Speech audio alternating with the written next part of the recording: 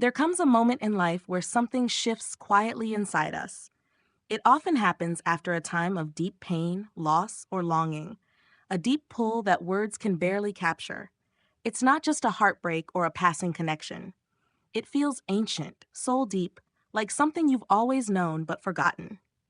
This is often the starting point of the twin flame journey, and more often than not, it's the divine feminine who senses it first. She is the one who begins to awaken before her counterpart, not by choice, but by design. Her soul is called to rise earlier, to remember earlier, to begin the inner work while the divine masculine sleeps on, not yet aware that his world will also be shaken to its core. This unfolding is not unfair or accidental. It is a sacred orchestration.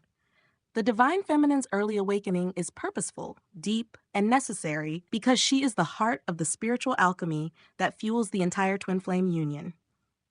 In this narration, we'll explore why this awakening happens in this way, what it means, and how the divine feminine can find strength, understanding, and faith during the long, confusing, and yet transformative stages that follow.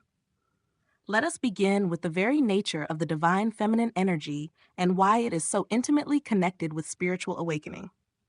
Number 1, the divine feminine is the energy of intuition and inner sensing. The divine feminine energy is naturally attuned to the unseen. She senses beyond the material. Her awareness flows inwards, deep into the emotional, spiritual, and intuitive realms. Unlike the divine masculine, who anchors his experience in action, logic, and outer achievements, the feminine is moved by subtle energy, dreams, synchronicities, and emotional truths that whisper through her heart. It is precisely because of this sensitivity that the feminine awakens first. Her soul begins to feel the stirrings of a deeper love, a sacred connection that transcends the rational mind. Often, she doesn't even have the words for it. There's just a knowing.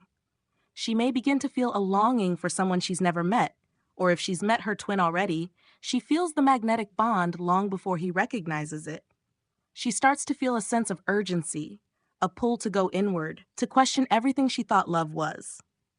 This awakening usually doesn't happen through joy, but through a spiritual crisis. It's as though something breaks open within her, old traumas, past relationships, emotional patterns. She may experience intense highs and lows, and yet she stays with it because her soul recognizes that this is not madness, it is awakening. She begins to search for meaning. She meditates, reads, journals, prays. She opens to spirit, to guidance, to divine timing. The feminine is the one who first hears the inner call and answers it. She does not do this because she is stronger or better. She does this because it is her sacred role in the alchemy of the union. Her awakening sets the foundation for everything that comes next. Her healing is the beginning of their shared healing. Her remembering allows the divine masculine to eventually recognize her light. So when you, as the divine feminine, wonder why you feel so much while your twin seems so unaware, remember, your heart is not a burden, it is a beacon. You are not waking up alone. You are waking up first, because your soul is designed to feel before he can see. Number 2, the feminine must heal the wound of abandonment first. One of the earliest and deepest wounds that surfaces during the twin flame journey is the feeling of being abandoned. After encountering her twin, the divine feminine often faces a period of silence, rejection, or separation. This can feel devastating. But this pain isn't just about the current situation. It activates ancient wounds that go all the way back to childhood and even past lives.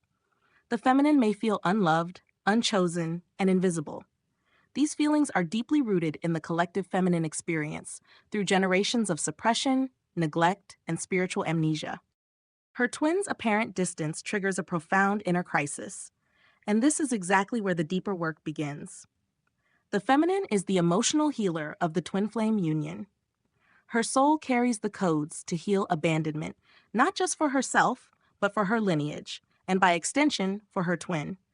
When she chooses to face these emotions instead of running from them, she starts breaking patterns that have kept both souls trapped for lifetimes. This healing is not easy. She must learn to sit with her pain without making it mean that she is unworthy. She must learn to find her wholeness, even while feeling half of her soul is somewhere else. She must begin to mother herself, to offer love where she once sought validation. She has to stop reaching outward and begin turning inward where her divinity lives. This process of inner healing is crucial because until the feminine stops looking for her twin to complete her, she will continue to feel broken and betrayed. But once she begins to choose herself, not in bitterness but in empowerment, she starts anchoring the energy of union within her. She becomes the embodiment of love and not the seeker of it. Her healing then radiates outward. Even in silence, even in distance, the masculine feels the shift. He may not understand it, but he begins to change. Her choice to heal herself is what creates the spiritual space for him to begin his awakening. This is why she wakes up first, because she must be the one to remember that love begins within. Only then can the union come into balance. Number 3, her awakening sets the blueprint for the union. The twin flame journey is not just about romance, it's about union at the soul level. This kind of union requires both beings to reach a level of alignment, healing, and spiritual maturity that cannot be rushed or faked. The feminine, in waking up first, becomes the blueprint holder of this sacred process. She begins the inner alignment that eventually calls her counterpart into the same. She learns to embody unconditional love, not the kind that accepts mistreatment or waits passively, but the kind that holds space, speaks truth, and knows when to surrender. Her awakening teaches her discernment. She starts to recognize the difference between egoic attachment and divine connection. She learns to ground her energy, to choose peace over drama, and to stay aligned with her soul rather than reacting to her twin's behavior. She does not chase. She does not beg. She rises. This rising sends out a powerful signal to the universe and to her twin. It is not a message of control, but of trust. It is a vibration that says, I am whole, I am love. I do not need to be rescued because I remember who I am. In doing this, she creates a mirror. Her inner alignment shows the masculine what is possible. He may resist, he may deny, but slowly his soul begins to feel the pull. Not to her, exactly, but to his own healing, his own awakening, his own return to love. She doesn't need to say a word. Her energy speaks the truth that his soul can no longer ignore. This is why the feminine wakes up first, to plant the seeds of sacred union in energetic soil, to hold the vision even when nothing makes sense, to lead the way, not through control, but through radiance. And so, if you find yourself in the place of waiting, hoping, or doubting, know this: your awakening is not in vain. You are laying the foundation. You are becoming the blueprint, and that is the most powerful thing you can do. Number 4, the divine feminine awakens collective consciousness. The twin flame journey is deeply personal, but it is also deeply collective. When one divine feminine awakens, it sends a ripple into the collective field. Her healing becomes part of the healing of the greater feminine consciousness on Earth. Her courage to feel, to rise, to reclaim her voice, it affects all souls connected to this sacred path. She is not just waking up for herself. She is waking up for every woman who was told to stay small, quiet, or dependent. She is waking up for every soul who has longed for divine love but settled for something lesser. She is waking up for the future, for the generations to come, who will walk into a world where spiritual union is no longer rare but natural. Because the divine feminine holds this deep collective energy, she is the one who must remember first. She is the one who must break the spell. She sees the illusions in society, in relationships, in herself, and begins to dismantle them. Her awakening is an act of sacred rebellion. She no longer accepts the old ways. She demands depth, truth, and soul. This is not a gentle process. It can feel lonely, exhausting, and even unbearable at times. She may cry out to the universe, asking why she must carry so much while her twin seems untouched. But the truth is, she is strong enough. Not because she never breaks, but because she chooses to rise again and again. Her awakening creates a channel between the earth and the divine. She becomes a vessel through which new consciousness flows. And as she heals, awakens, and rises, she calls others into their light as well. This is why she wakes up first, because her soul is a lighthouse, built to shine through the storm. Number 5, her light triggers the divine masculine's awakening. There comes a time when the divine feminine's inner work reaches a tipping point. She has surrendered. She no longer chases or waits. She trusts the timing. She lives from the heart. She has learned to sit in her power, not controlling, not convincing, simply being. and in that being, her light becomes undeniable. At this point, her twin, who may have appeared asleep, lost, or even avoidant, begins to feel the shift.